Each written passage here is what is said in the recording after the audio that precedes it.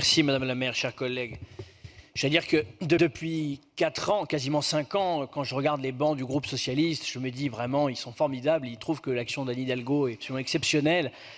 Je les trouve parfois très godillots, je les trouve très même flagorneurs parfois même de mauvaise foi. Mais là, je dois dire que j'ai envie de les féliciter parce qu'ils ont fait preuve d'un grand courage, puisque là, finalement, à travers cette délibération, même s'ils le disent à travers des mots très choisis, avec un sens de l'euphémisme, enfin, en gros, ils disent ce que nous, dans l'opposition, nous disons depuis des années, à savoir que la propreté des rues n'est vraiment pas la priorité de cet exécutif, et en particulier sur la question des jets de mégots. Alors donc, je voudrais d'abord les féliciter parce qu'ils s'emparent de ce sujet des jets de mégots, qui est une priorité pour l'ensemble de nos concitoyens, je crois, à travers toutes les consultations qui sont menées, que ce soit des sondages, que ce soit encore la consultation, par exemple, comme celle qui a été menée par le mouvement En Marche la semaine dernière.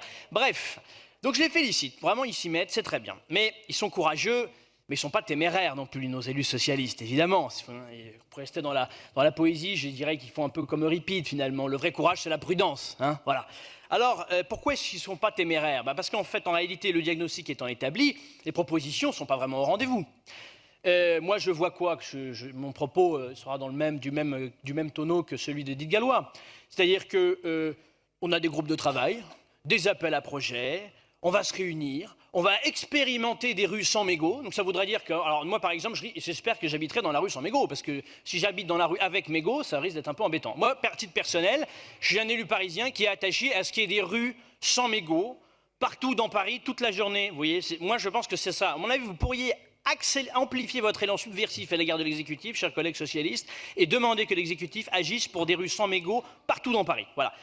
Donc les propositions, je les trouve insuffisantes. Vous évoquez encore de nouvelles campagnes publicitaires. J'espère qu'elles auront un peu plus d'effet que les campagnes publicitaires précédentes. Vous pouvez porter l'amende à 120 €. Vous auriez pu tout simplement proposer cela. Bon, je ne vois pas de proposition concrète. Vous n'êtes vraiment pas agressif avec les industriels du tabac. Bon, c'est vrai que c'est une affaire qui concerne le gouvernement. C'est le gouvernement qui a augmenté constamment le prix du tabac ces derniers mois. Je pense qu'il va falloir que le gouvernement amplifie cet effort. Mais en tout cas, ce qui est clair, c'est que vos propositions, moi je trouve, sont très en deçà de préoccupations qui sont exprimées. Quelques idées concrètes, et j'en terminerai là-dessus, parce que il y a tellement peu de choses dans cette délibération que c'est sûr que 3 minutes, c'est simplement suffisant. Les idées concrètes que vous auriez pu, par exemple, proposer, des choses que nous mettons en place, nous, dans nos arrondissements. Moi, je préside un conseil de quartier dans lequel nous avons tout simplement fait fabriquer des cendriers de poche que nous avons distribués aux écoliers.